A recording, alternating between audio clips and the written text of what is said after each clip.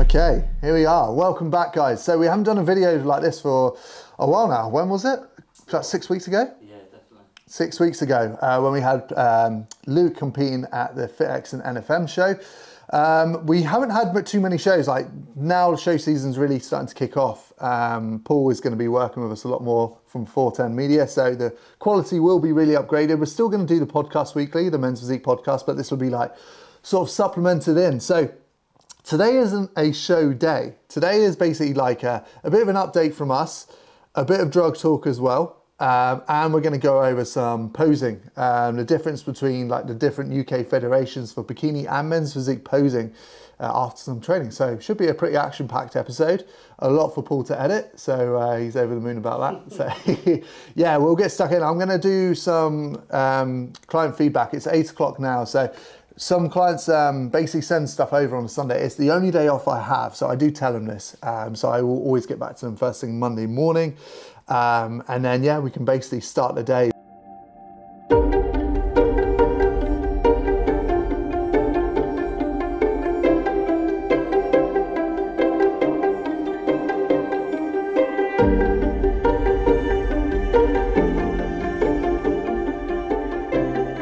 So these are my motivation, essentially, or part of my motivation for this year, just building up the trophy collection.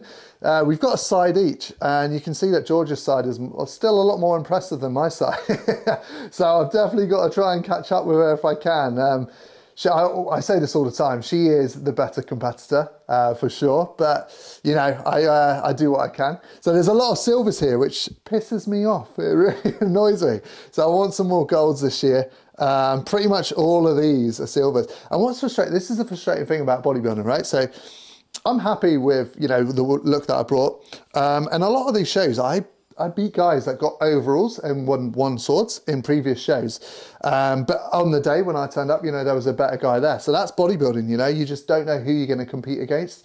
So you always want to be the guy that no one else can beat, right? So that is the goal this year, essentially. And hopefully turn a lot of these silvers into some golds and maybe even a sword, which would be pretty damn cool. But yeah, Georgia's side's pretty damn impressive. She's got a lot of golds there and some really cool ones. So this was like the NPC European last year in Alicante, the pro qualifier, which she did really, really well in. She came second at Arnold's as well. So she's definitely in the mix. When she next gets on stage, the goal is to get her into some overalls at some pro qualifiers and see where she stacks up there, because we've definitely made some level ups even since then. So yeah, she should have a really good season next year. But yeah, we'll get a little update from Georgia in a minute. She's just upstairs working. Yes, we get some pre in and go train. It's up, ready to go. Georgia's here. Hello.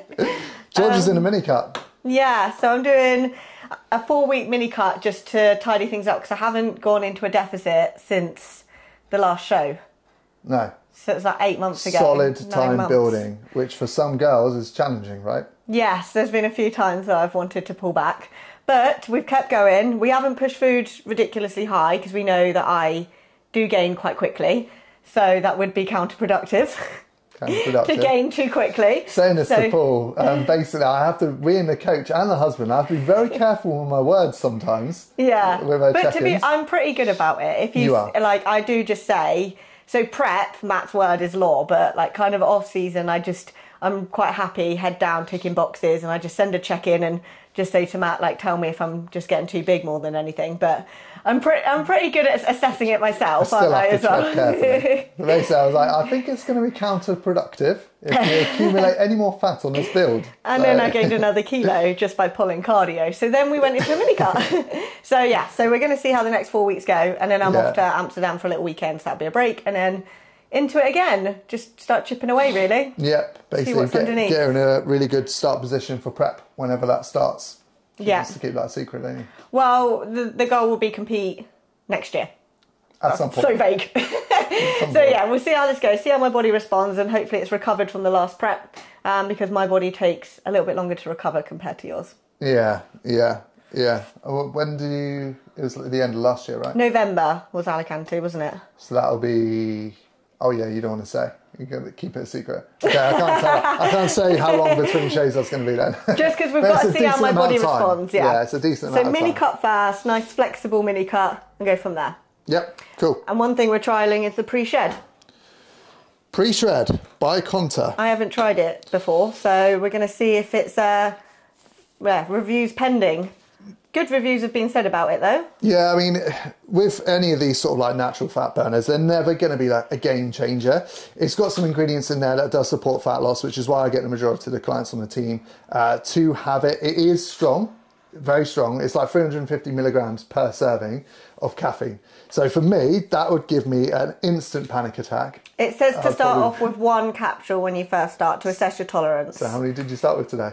I started today and I did the full serving of 3. How are you feeling now? I'm okay now. You feeling all right? Yeah, well, I've done my cardio, I've done a chunk of steps. I normally would have trained by now, but we're going to obviously train now. So I normally have an energy drink when I train, but I will not be doing that, just to be on the safe side. Do advise starting with 1, and especially if you're on other stims as well, like if you're on your Him Clan or anything like that, definitely start with 1, otherwise you'll be stimmed out of your head. But yeah, we are fortunate enough to be sponsored by Full Bore, so basically that's where we get all our stuff from. So we're going to do a shameless plug now. Use our code. Use our code, Team GMT. We're going to do our pre. But pre, I don't actually use in off season, so I only use it in prep. So I've had this one for ages, and you know when it goes like all clumpy? So basically I'm just going to eat it like sweets. Well, if you put it out, put it in some water and mix it really hard, it will declump. To be fair, I quite like chewing on it. Great. You just like have a little nibble on it. Lovely. Do you want a nibble? No. But after the amount of caffeine I've just had. Oh yeah, don't have it. Because this is fairly strong as well. Also, quick one on Anavar. So, people that take Anavar, really good idea to split the dose up. So a lot of people don't realise this, but it's got a half-life of about 9 hours. If you only have it once a day, it's not a good idea. So it's a good idea to sort of like split the dose up. It's also peak within your system within about an hour to an hour and a half. So if you train in the morning, pre-workout, and then have it like before you go to bed, it's always the best idea, especially if you're a female using it. You know, just obviously be careful of the doses that you are using. And I would advise if it's the only sort of like androgen you are running, then definitely split up the dose rather than having it just once a day. But yeah, if you are on a bloke using other androgens on top, then you can sort of get away with using it once a day because obviously you've got the top up of all the other androgens. If you've got injectables, that's going to be well within your system anyway. But yeah, it's still a good idea to split up the dose if you can. So anyway, that's all in. Nearly choked to death on that. Ready to train? Yes.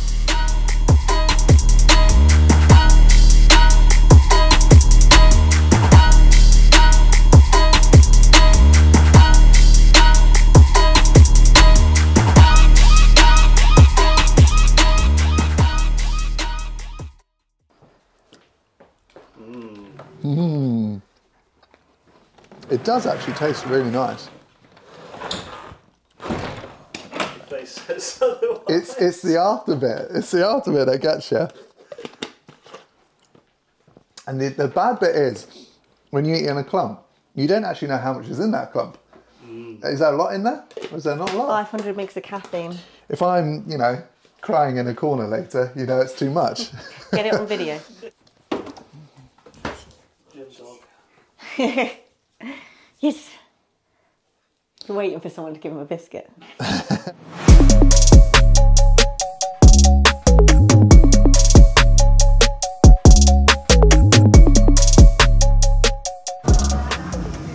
So obviously we're at the gym now. We're going to be doing abs together. Obviously we've got very different goals, so we train very different things. Georgia will be on glutes today, right?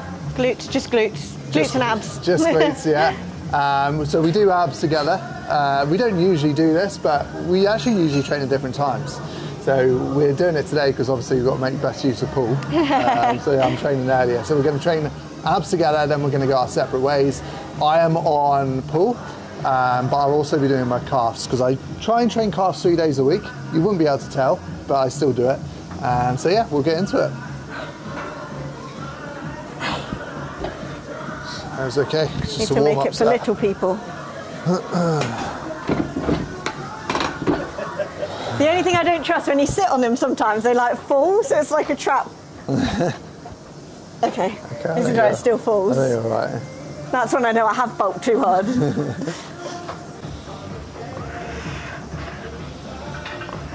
It's a machine you can't help shake on, even though if it's not that heavy.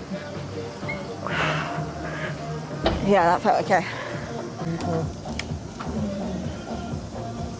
Oh. Does make me laugh, the difference in our gym bags. How full mine is. I don't even know what you've got in yours. Everything. What's in there? Yoga blocks. Oh, of course.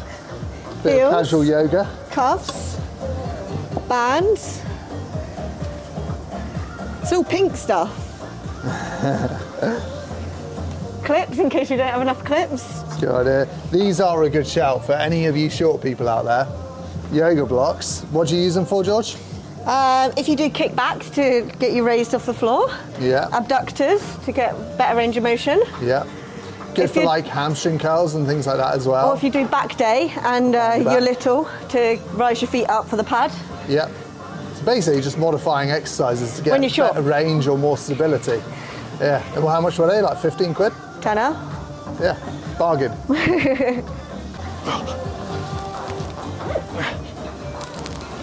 Oh. Oh. Oh.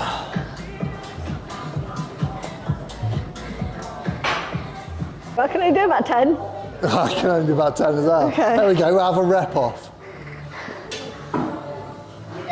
Really? Yeah. Okay, let's go. Oh.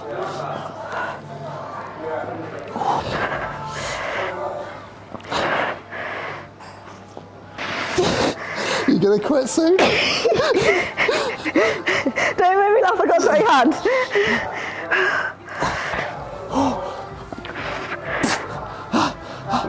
Oh, my hand. Yes!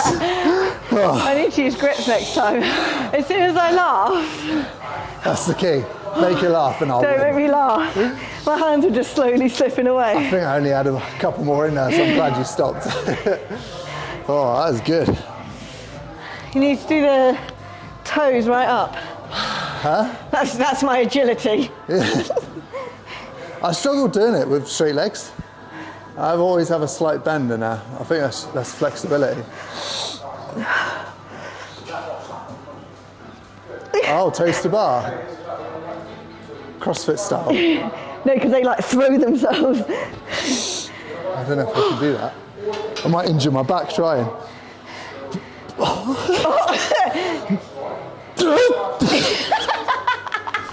I don't know why I made that noise.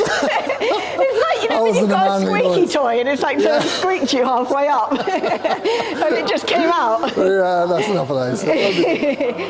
Yeah. I won't be doing them again. So I'm better than you at them? Yeah, you can have that. Yeah, that's fine. So we usually start with abs. Mainly men's physique it's all about the abs. I don't understand people that don't train with it. If you compete in men's physique, it's so important. But also one of George's weaknesses was her midsection, right, on stage. Yeah, no abs. So never had abs. By training them first, you know, when you're fresh, you've got the most amount of energy. It's a really good time to do it. But also, so you don't forget, a lot of the times when you're at the end of a session and you're absolutely battered, it's so easy to just skip the abs. So do it first, get it done.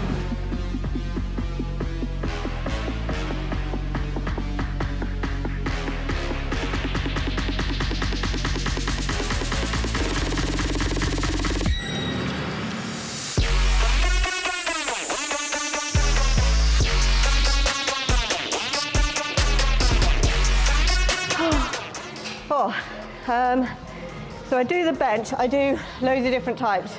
I do abductors, normal kickback, standing, using a bench.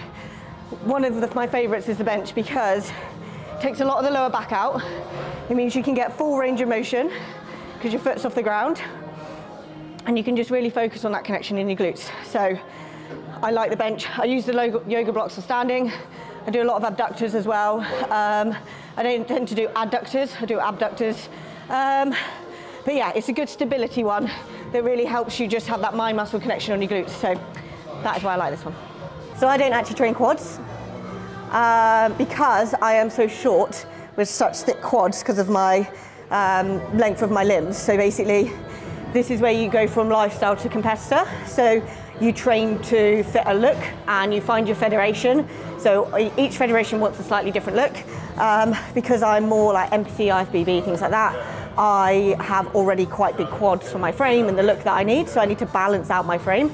I hammered my hamstrings, and then we realised that my hamstrings were getting too big, and again it wasn't matching my glutes, so recently we pulled out hamstring stuff. So this is why I do 3 leg days, which is just 3 glute days. I haven't trained my quads in about 2 years and they hang on. Hamstrings were pulled recently, and yeah, it's just about, you train, like I said, for a look, you train for that specific, so when you're leaner, you are the most balanced that you can be for your look, and that's the main thing, is finding that balance. So it's not to say everyone just needs to train glutes, it's find where you need to grow, where you need to pull back, and fit your frame when it comes to competitors. Lifestyle, just grow muscle. Just literally grow muscle and get strong.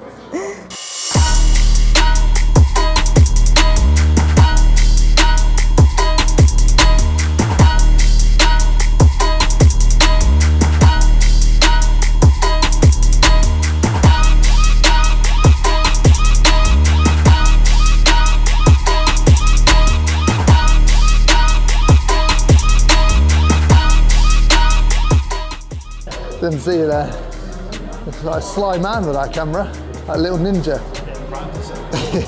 Yeah. So yeah, I hit my calves 3 days a week because it's basically the only thing on show for men's physique, and believe it or not, because they don't look impressive, but there was nothing there before. So I am actually getting finally some growth from these things, and it is just from upping the frequency. Like, since starting training, like well over 10 years ago, I've trained calves and never really got any results until I upped it to 3 days a week. So it's just a muscle group that you just have to absolutely smash, basically. And yeah, just one thing I've really noticed is, yeah, full stretch at the bottom, peak contraction, really trying to drive those ankles forward at the top, and getting those calves as short as possible with that time under tension. And yeah, it seems to be working. So yeah, hopefully one day I'll have a proper decent set of calves, but yeah, I'm gonna keep working. I'm enjoying calf training, weirdly.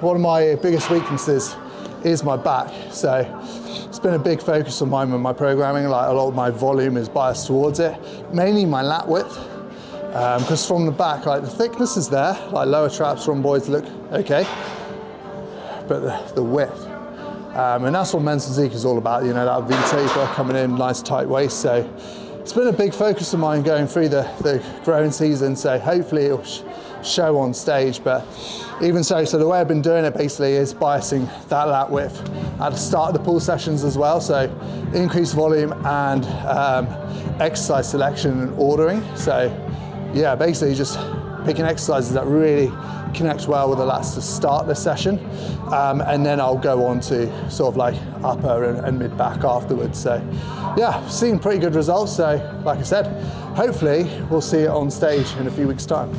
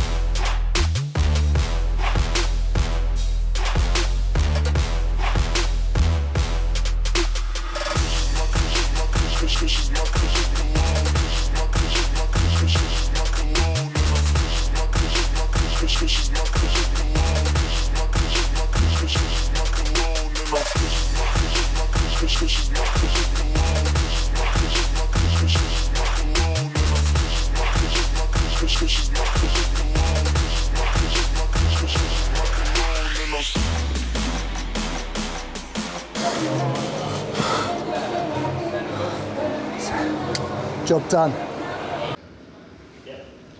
Okay, so we haven't spoke about it yet. So I'm 13 days, 12 days out from show number 1. You'll see, I'm not going to be 100% for that show. I wasn't planning on doing this one. Basically, I have to do a Two Bros regional to be able to do an international pro qualifier later in the year.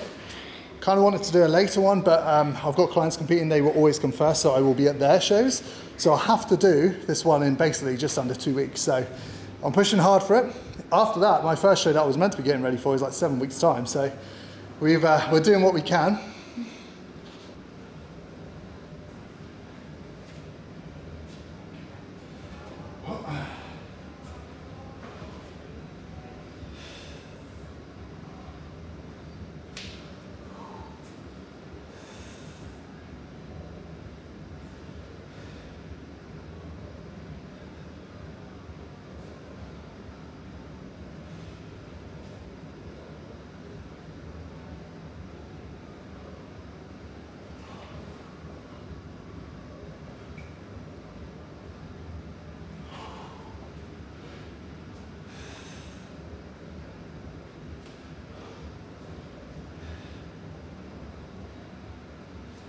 So yeah, this is where we're at. So a bit more to come off the back, but yeah, this is the physique update. I don't think I'll be too far away. How are we looking? George is basically overseeing my prep. This is how she tells if I'm still fat. Still fat? Go. Yeah. Because she's really good at like giving me an honest point of view. She will tell me if I'm still fat fuck, if I still need to keep digging. So yeah, lean on the front, still got some fat on the back. The front's not far away, yeah. It's literally just the back. But yeah, so we're digging away. But yeah, I thought you'd use this opportunity to go through a little bit of posing through the different federations, because there's so many UK federations now, right? Mm-hmm. I don't even know how many there are. There's so many. But each one of them can vary a little bit depending on the posing. And it's the same with bikini. So I'll let Georgia go through the differences with bikini whilst I get my breath back. So with bikini, you have, so there's going to be federations like Pure Elite. You've got, which is a lot more fitness modelly, it's a lot more relaxed. Then you go on to normal standard bikini, which you then have like the PCA style posing. It tends to be kind of bracketed with, so you've got PCA, NFM, FitX, they're very much the X frame style of posing. And then obviously you've got the Two Bros, NPC, IFBB. The differences would be, mainly with those two, is that you are gonna have your quarter turns with the PCA, NFM, FitX, all those kind of UK up. You're gonna have every single quarter turn. With NPC and IFBB, you're gonna have a front and back. When you have Pure Elite, the fitnessy model style of things, if you want to do UK up and NFM, they do have like a diva category, which is a lot more fun in the sense of it's more the sass. You don't have to hit certain poses. There's not mandatory poses. You might still have quarter turns, but they're kind of a little bit more free range. So it's about finding your look as well. Conditioning is going to play a big part. Obviously PCA tends to like a lot more conditioned compared to say Pure Elite, which is a bit of a softer look. So finding the style of posing you enjoy, finding the body composition that you're currently holding. There's going to be muscle maturity as well as muscle density, which is going to play a factor. And most federations do have like a beginner's class, and then they might have an open class. So it's very much finding your body composition, what you want to get out of it, how long you've been training, going to some shows and watching them, and just finding where you fit, and just, especially if you're a first timer, having fun with it. If you've been doing it for a while, experience different federations, find where you fit with things. I've definitely played a part in a lot of federations. My route now tends to be a lot more NPC, IFBB, but I predominantly help a lot of girls that do a bit of everything. So it's always a bit of fun. Like if you're ever stuck, you know, most girls tend to drop me a message. They send me pictures of where they're at, how long they've been doing it, what they want to get out of it, and then kind of go from there more than anything with finding out where you want to go with it, and then make a plan from there. Yeah, that's basically it. That's basically it. It's really easy with men's physique as well, because With Two Bros, it's basically front and back. With most of the other federations, it's just quarter turns. So your front shot, quarter turn to the right, quarter turn to the right, quarter turn to the right.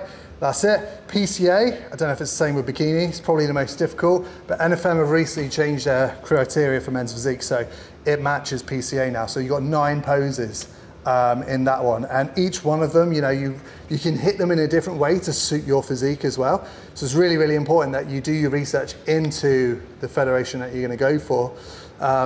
What's the easiest and what's the hardest fed for bikini, posing wise? I would say Two Bros is easy because it's front and back, and you can nail those front and back poses for your PCA if you want. So quarter turns tend to be a lot harder because you do tend to find you have an easier side and a harder side.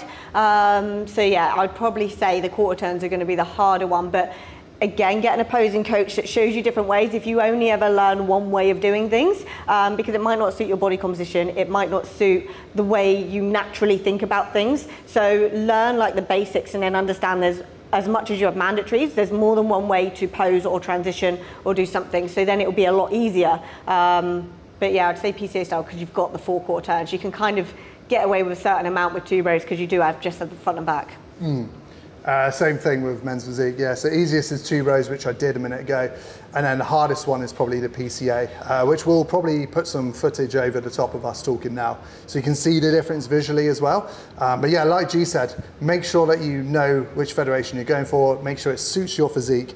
And if you can, get yourself a posing coach that actually knows the differences between the federations so you can actually bring your best for that fed. Because there's no point in looking awesome if you're not going to pose the way that the judges want you to pose. So yeah, put the work in, guys, it will pay off.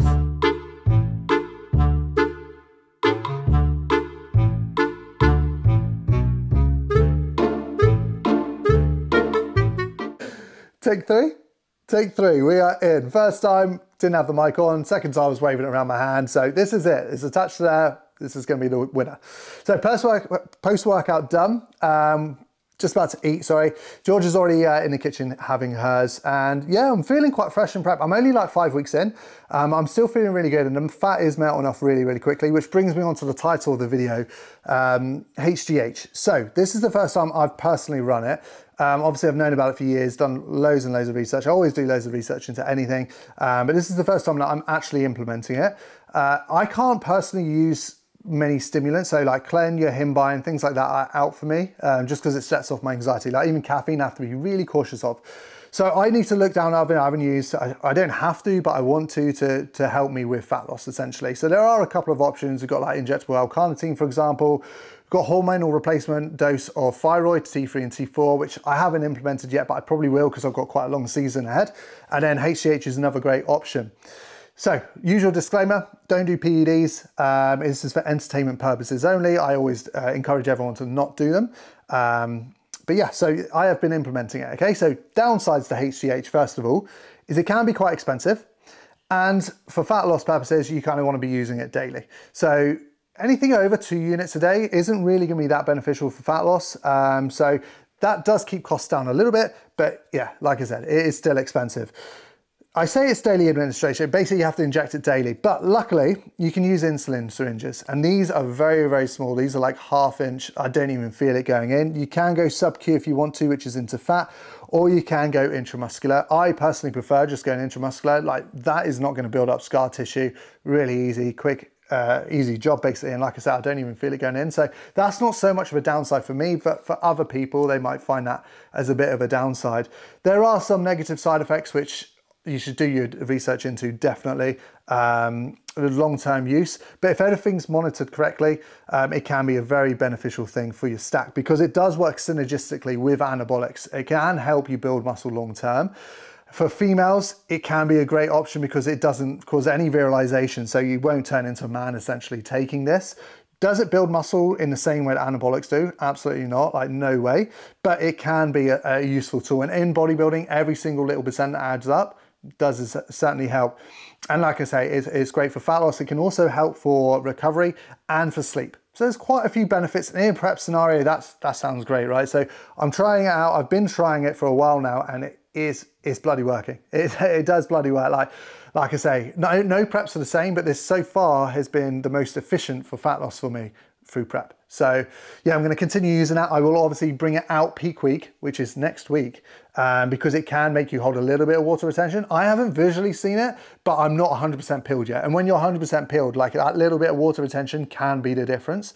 And if that's the difference between first and second place, it's worth just taking it out. So I will take it out for peak week. But yeah, that's basically it. So that's my new addition for my drug stack. Aside from that, I'm just on testosterone and Masteron, fairly low dose as well. So, and from this week on, obviously that Anavar has gone in as well. So that is basically my full stack. I'm always very honest with what I use. Again, this is like personal usage for me because of the goals that I want to get to. I know what the risks are and I'm willing to accept those risks. I'm very on it with my blood work, and I will also be getting my heart scanned after this prep as well. So all these things you need to be on top of if you want to go down this route. You know, I've got pretty big goals in terms of competing, so this is why I'm doing what I'm doing. But that's it, guys. That wraps up the video. We covered a lot today. We covered a lot of PEDs. We covered what I've been up to, what George is up to, and posing for different federations. So hope you've enjoyed it. As always, please like and subscribe the video. And the next time you'll see us will be me competing in Two Bros, which we also have another client in doing men's physique as well. He's in the category above me.